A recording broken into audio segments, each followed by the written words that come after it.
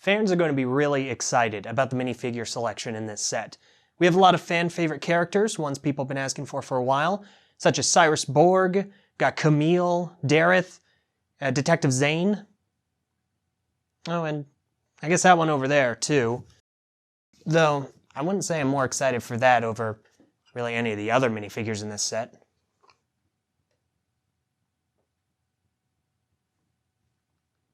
What?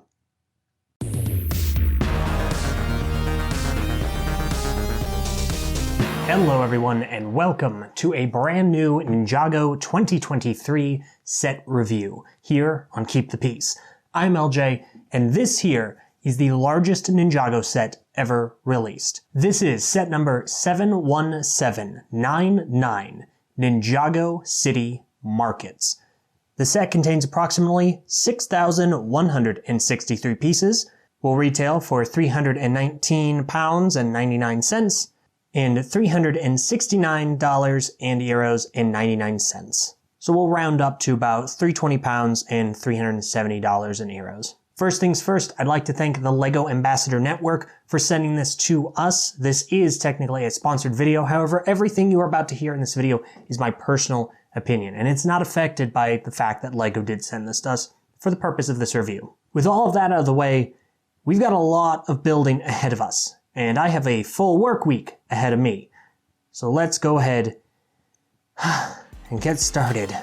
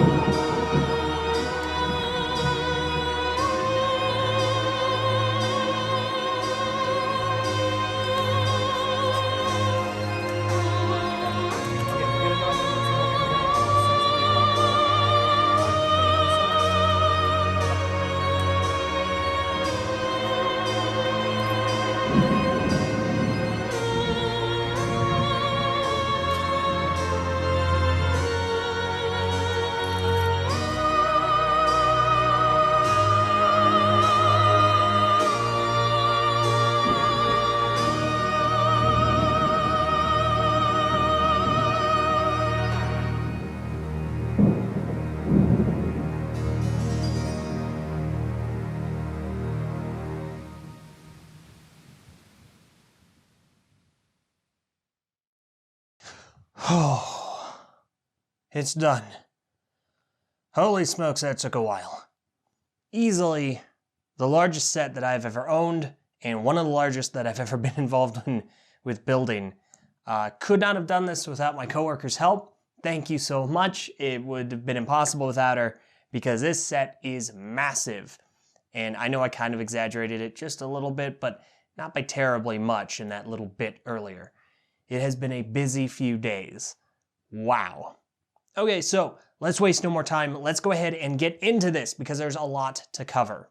Right out of the gate, you'll notice that this is very in keeping with Ninjago City and Ninjago City Gardens. Now, you can connect it with Ninjago City Docks, however, that's a lot more of a lower level-esque structure and doesn't have quite as much of the same aesthetic consistency in terms of the lower level being kind of an older, more rustic town, and the above being a more modernized electric city. That said, all of the same hallmarks that you look for in Ninjago City sets are still here. You've got the fantastic water, which just looks great as always. You've got all these great walkways right alongside it, so you can have minifigures doing a plethora of activities. And of course, the lower level features a lot of fantastic detail work and a lot of really cool structures. Let's go ahead and dig into a few of those. We'll start off with Kai. He has a forge over in the back. That's kind of a cool place. He got a neat anvil and what definitely appears to be a forge, as well as a bucket of water like we saw in the very first episode of the show. We, of course, to the front of his forge, we have 3 different rooms. One of them is a bakery at the bottom that you can pull out. And that's, of course, where the baker goes. You have baked goods, baked and pre-baked, which is really, really cool. Above that, of course, is a bedroom. You can slide that out. It's a nice bedroom, nothing terribly fancy, but it really does work. And of course, you can put that right back in. And right to the left or right behind, either way, next to that room is a wall that you can pull out, and that reveals yet another bedroom. Looks like a writer's room, or at least someone who's making what appears to be a small Ninjago trading card. And of course, like the others, you can take that wall, and in my experience, with some difficulty, you can place it back in. Moving through the front of the courtyard, we have this, again, wide open courtyard, and this looks beautiful. We have this fantastic bridge. I love the design of it. I thought it was really well done. Plenty of open space for people to get in there, mess around with minifigures, and just have a good time. I like and I dislike this little tea stand here, this table with a tea kettle and some tea boxes. Love the tea boxes, love the kettle. Not sure about the placement of all of those things. It's kind of a table just sitting out in the middle here. I just kind of find it awkward. Back behind the table though, we have yet more rooms. We have a lower room, of which you can access by raising the roof. Am I right? I'm right, because you can, it's modular, so of course you can raise it. You can access it, and it looks to be a tea shop, which again makes me think that the tea table is placed weird. Above that is a room. Seems like it is a bunk bed double room for, I'm guessing, Aaron and Sora, who are new characters to the franchise. Very compact, but it's a really nice looking room.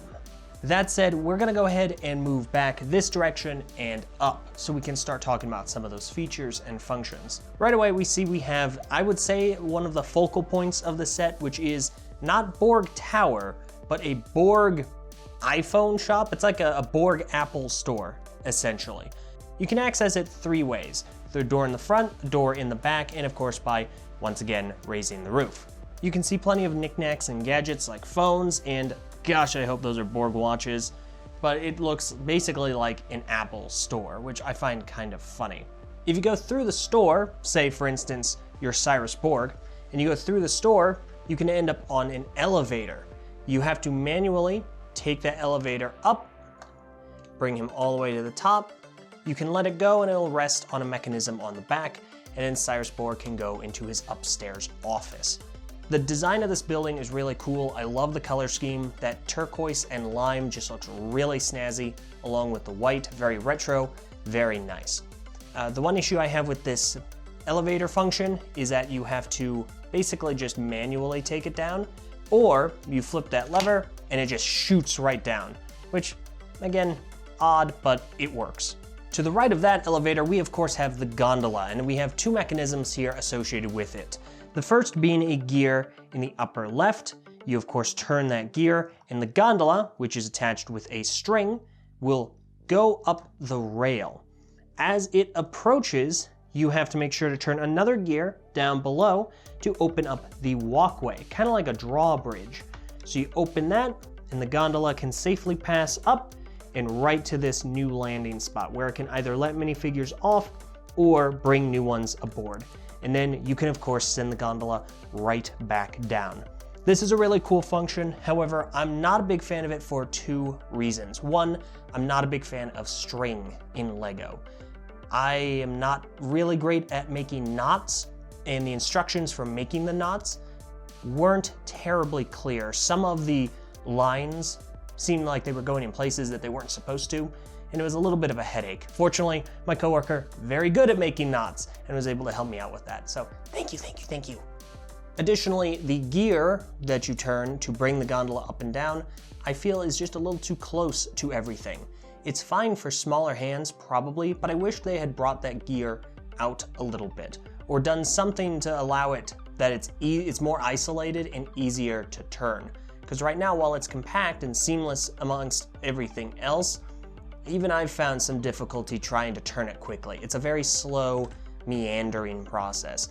An additional feature for if Cyrus Borg decides to take the gondola is once he gets here at this little landing zone, he needs to be able to get down to here. You take this switch here, go ahead and turn it, and it brings this small little elevator up.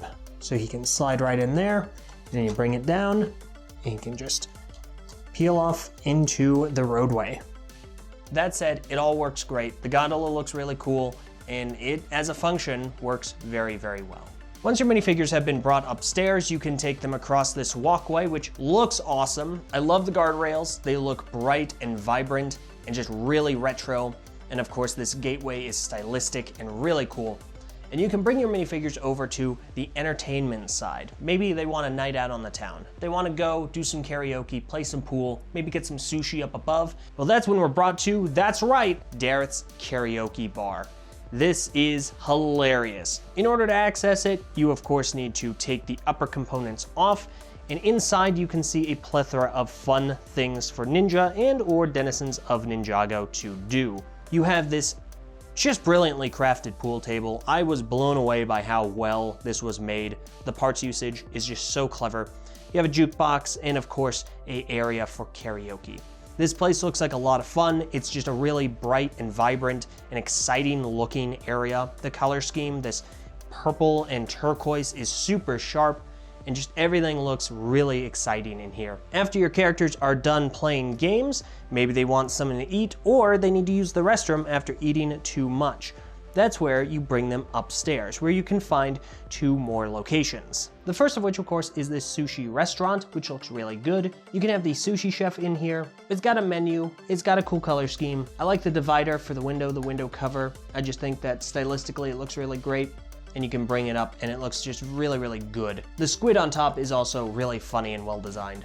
And if your characters are done over there, you bring them over to what I personally believe is the best function I have seen in this set, and one of the best functions I've seen in LEGO sets, period. I firmly believe that this is what people are going to be talking about for ages when it comes to this set. This is a marvel of engineering. It is a working, flushing LEGO toilet. The bathroom itself looks really bathroomy, of course. Looks like a bathroom, kind of like almost a porta potty or just a private bathroom room. You've got a roll of toilet paper, you've got a lever, and of course, the coup de grace, the John, the toilet. The thing that takes this from just a cool decoration to a marvel of engineering is of course the flushing function. You can take your finger or a small, long Lego piece and push down on the lever, and it will flush two brown round tiles all the way through the set and out the back. I built this, or at least I built half of it. I don't know how this works. I know how the lever function works. I just don't understand the physics and the engineering involved to get those two round tiles from here all the way out the back down here. It absolutely blows my mind. It is genuinely, no hyperbole, immensely impressive to me. It's simply remarkable, and I think it is a highlight of this set, and again, really impressive design work.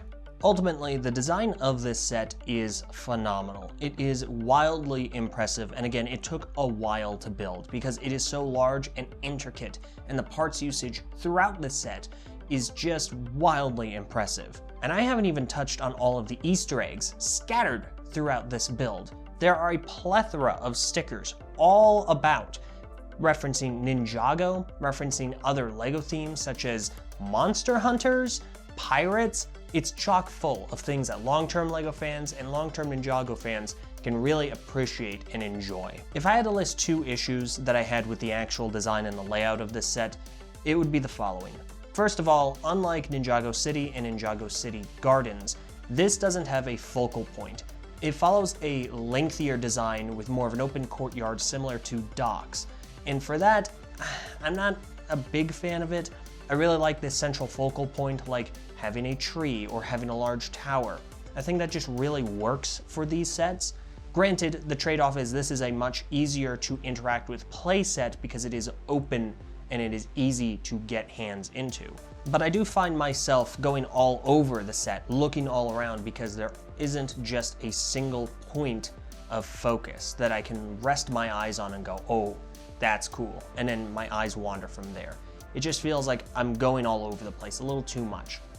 The other thing, and this is half a joke, is this set, from what I can tell, is not ADA compliant. For any of our non-American viewers, ADA stands for the Americans with Disabilities Act, and it's something that most public spaces in the United States need to be in compliance with to allow those who might not be able to walk unassisted get to places and access buildings, businesses, activities, so on and so forth, you name it. And this set kinda sorta gets it. It gets it halfway. You have the elevator for Cyrus Borg, who again is in a wheelchair, and it can bring him up to his office, which is great. And then he can get to right about here, and that's where the party's over. Can he go and do some fun karaoke with his friends and employees? Absolutely not, because this right here, this bridge, these are stairs. And right back here, can he go to the restroom? No, he cannot, because the only way to access the bathroom is via stairs. There is no elevator on this side, and the gondola only comes up to here. So, again, it's more of a joke than anything else. It was pointed out to me, and I thought that was kind of funny, but I digress. It's still a remarkably well-designed set, and yeah. Speaking of Cyrus Borg, we should probably get into the minifigures, which is going to have a lot of Ninjago fans and fans of other themes remarkably excited, so let's get into it. To begin with, we do have some just generic characters that are doing some standard things throughout the city. We have 7 characters which are, to my knowledge, unnamed. If they do have names, then it's on the box, and I'm just not remembering them right now. But they are the ones that do like work stuff around this set. The baker, the Borg employee, you have the skifferman, and you have a child with an ice cream cone, which appears to be a member of a dojo. I can't confirm that they all have unique face prints and torso prints, but they all look really good, and they really help bring the set to life and make it feel a lot more lived in. That said, let's get to the main attractions when it comes to this set.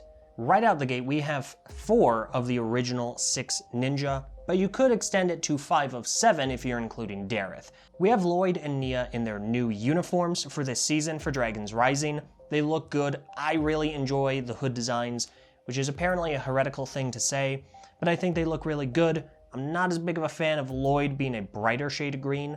I liked the older, darker one, similar to some of the plant pieces you see around this set, but I digress, it's a personal thing. The suit still looks good. They also do feature new face prints. Moving over, we have Kai. Kai is in his forging uniform. I don't believe this is a new and exclusive print to him. They just took one from another set and slapped his head on it, which I think is perfectly acceptable. He's got a bright sword, he's got a hammer. I think that this works really well for him. A really exciting one, however, is Zane, more specifically Detective Zane. We saw him as a noir detective trying to crack the case on Milton Dyer's whereabouts back in Prime Empire. I think that the torso print looks great. He has a new face print as well, to my knowledge, and the hat is perfect. The coloration, the expression, everything looks golden. I do wish they'd given him leg printing, but it's not something I'm too upset about. This is a really cool minifigure. Most exciting to me is Dareth. Dareth is finally in a set, and he looks like Dareth this time.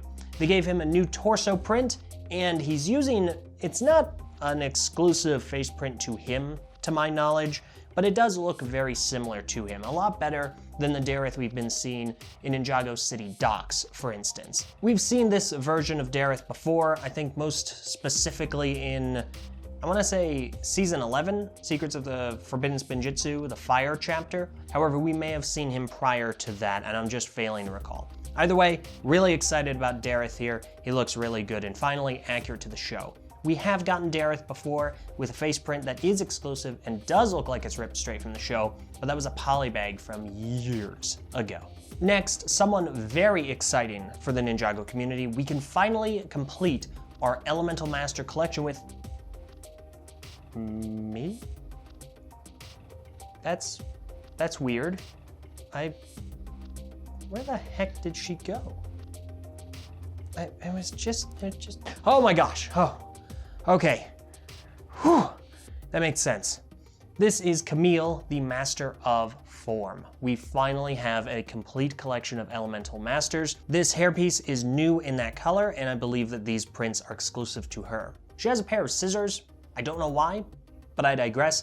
This is a good looking minifigure. I don't know if it's terribly show accurate since they started changing some of the designs with some of the legacy sets when they introduced the Master of, I want to say, Jungle and Sound.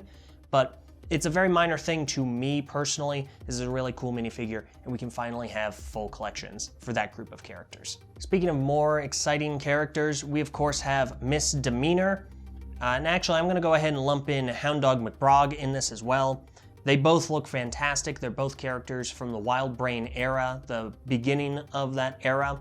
Miss Demeanor looks fantastic with exclusive prints and very show accurate to my knowledge. Hound Dog McBrog is straight up ripped from the latest season. I'm not a big fan of that season, but the minifigure looks fantastic. They did a great job bringing them in, and I'm glad that we finally have them after knowing them for so long. I mentioned him earlier, but again, we do have Cyrus Borg. We've gotten Cyrus Borg before a long time ago in the rebooted series. However, this is the first time that we have gotten normal Cyrus Borg in his standard black turtleneck and gray blazer with his glasses and just normal looking expressions. It's also the first time we've gotten him in a wheelchair, and the wheelchair piece is actually new since we first met him. It's really good to see Cyrus Borg in his normal form, and this is a really good minifigure. Very, very good stuff. From the old show, we do get Gail Gossip and Vinny from NGTV. Really excited to see these two here. I don't know if anything from either of them is necessarily exclusive. I believe that Vinny's torso is. Not sure about Gail's. Neither am I sure about their facial expressions, but these are still really good looking minifigures that look like they're just taken straight from the show. Really cool to see them. I like what they did with the camera here. I think it's a cool design. So these are really good to have. And of course, from the brand new show, Dragons Rising, we have Sora and Aaron. Both of these are really cool looking minifigures, though Aaron I think looks great. Sora, the design is really good, like the actual print work is very good on the minifigure. Not a fan of the hair choice that they picked. I think they could have gone with something a little more in keeping with what we see in the show. And maybe we do see this hairpiece in the show at some point, but it isn't what is primarily being advertised. I do wish I had gone forward with a unique hairpiece for this character, and yeah, I don't know.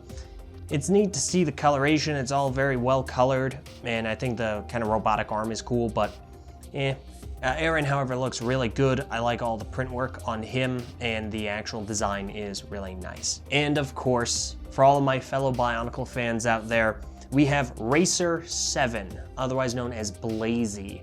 Now this right here is my favorite minifigure from this entire set. Of course, on the torso we have a reference to Bionicle, which is a mask. It's a Bionicle mask. It's called a How, a mask of shielding, and it's right in front of some flames. We've actually gotten this reference before in a Hidden Side set, which I find interesting, but what elevates this is that Blazy is holding a canister, a 2001 Toa canister, in a micro figure which is meant to represent, of course, Toa Tahu. This is cool for a handful of reasons. One, we just got Toa Tahu as a Lego set this year. I have a review of it, which you can check out up in one of these corners. But it's really nice to see that they went above and beyond and gave us a character with a canister from that theme. I don't know why the top of the canister is brown. The original canister, the lid was this kind of orangish rose gold. I really wish there was a color that better represented that, but that is a very minor nitpick. The other minor nitpick I have, of course, is the fact they went with a Tahu reference and not a Pohatu reference. Pohatu is another character from that same theme and that same year, and he wore a mask of speed. And being familiar with the character from Ninjago, she's a racer. She likes to go fast. So I feel that was a slight missed opportunity, but regardless, I love every Bionicle reference we get. I'm super jazzed about this one. This is a great minifigure. I wonder if this has any back printing.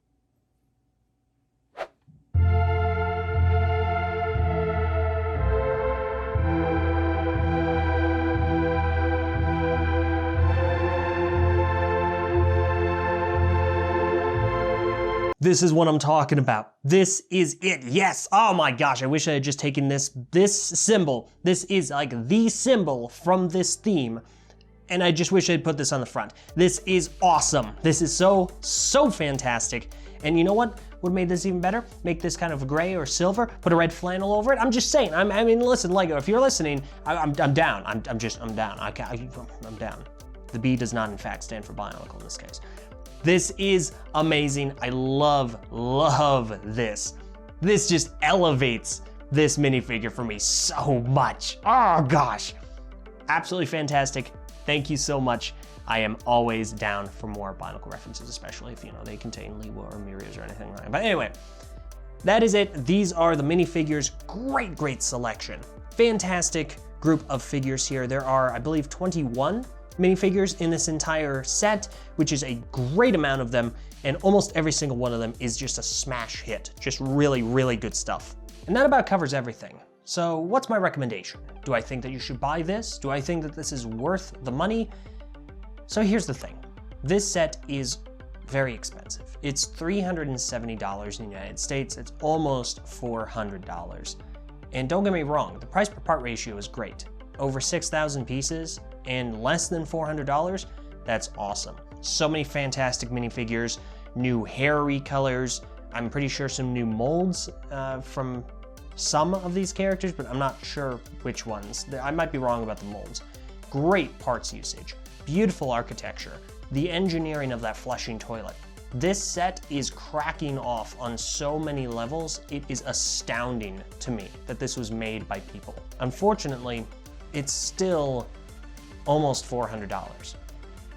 Ninjago City Gardens retails for about $350, and it is fewer pieces than this. That's also really expensive. And we've definitely crept up from the original Ninjago City, which retailed in 2017 for $300. Ultimately, this set is phenomenal. It's just so well designed and well built, and we have fan favorite characters from across Ninjago included in this set.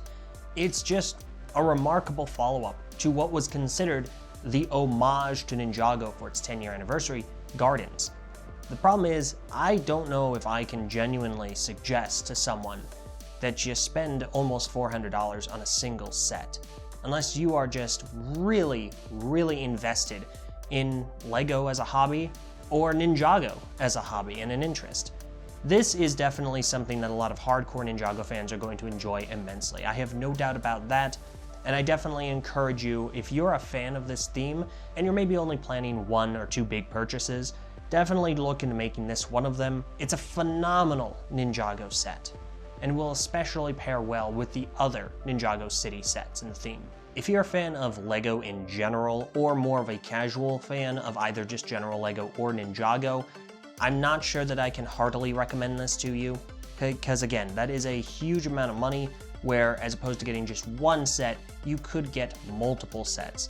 And for the size of this set, while the detail is remarkable and the building experience is of course a treat to enjoy, there are surprisingly few functions, by and large. The functions there are work very well, but there are only really 2 big ones, the gondola and the toilet.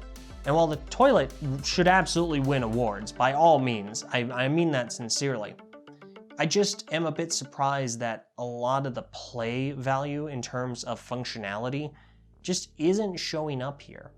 And I guess that's more of a me being surprised thing, when the others didn't necessarily have a great deal of functions to begin with. It's just more of a, when I think of a large scale set, I think there's a lot of stuff to do. And maybe that's just me in my older age, just looking at this as more of a investment and more of the cost, what am I getting out of the cost of it, as opposed to the potential of play. There is obviously a great deal of play value in terms of imagination and interaction. You can take all of these minifigures and have them do a bunch of stuff. And it's kind of like a dollhouse in a way, that there's a lot to do. You can come up with stories and do different things with these characters. But again, that's just kind of my conundrum. This is a remarkable set, and the folks that worked on this should feel immensely proud of themselves. This is beautiful. It's gorgeous. It was so much fun to build, and these minifigures are just amazing. They're such an homage to the show and a love letter to the fans. But again, it's a steep price, and I hesitate to say that yes, you should absolutely spend your money on this. But it is great, and if you choose to spend your money, I don't personally believe that you'll be disappointed walking away from this. And that really about does it. That has been my review of Ninjago City Markets. What do you think? Are you planning on getting the set when it comes out June 1st? Are you looking to maybe get a few of the minifigures on the secondhand market? Please let me know down in the comments below or over on the TTV message boards at board.ttvchannel.com. I'm very curious to see what the community reception to this set is. And with that, I'm not only done reviewing this, I'm done reviewing, at least for a while. As you saw in that bit from earlier on in the video, I am actually really busy. I have had a lot at work going on. It's really busy there. I'm working a lot of hours a week, well over 40, and it's become a lot harder for me to dedicate the time to making video content for Keep the Peace or TTV. Additionally, I'm still suffering from some burnout due to an endeavor that my friend Meso and I partook in from a couple of years ago, and it's really hard for me to want to be making videos right now, on top of all the other things I have going on in the world and life. So that being the case, I'm going to take a bit of a break. I don't know how long it will be. It might be months, might be years, but I need to focus on getting things sorted right now, and hopefully one day, maybe I can return and I can enjoy making video reviews or being on podcasts or stuff like that. I'll still pop up here and there, but most of my channel responsibilities have been handed off to others. I'm no longer the ambassador for Keep the Peace and TTV. That is Meso now, and he's going to do a great job. But for now, I'm going to take a bit of a step back, a huge step back, focus on what I have going on, and hopefully I can come back one day. But hopefully you've enjoyed the videos that I've made over the years. I want to give a real quick special thanks to the folks over at the LEGO Ambassador Network, specifically Jordan, Sarah, and Anna. You guys are amazing, and you presented us with so many fantastic opportunities over the years, especially the opportunity for the Bionicle gift with purchase this last winter. That was genuinely a highlight for me in a lot of ways, and you guys have always been so fantastic. Everyone in the LAN has been genuinely really great, and I really wanted to thank all of you for the opportunities, and hopefully one day I can talk to you all again. So that about does it. Thank you all so much for watching. Hopefully you enjoyed this review, and hopefully it was informative for you. Once again, let me know what you think in the comments below, and if you're interested in more Ninjago, Monkey Kid, and more LEGO content, make sure you hit the subscribe button and hit the notification bell to get a heads up when videos have come out. That's all from me. Thanks so much for watching. Don't forget to keep the peace. Farewell.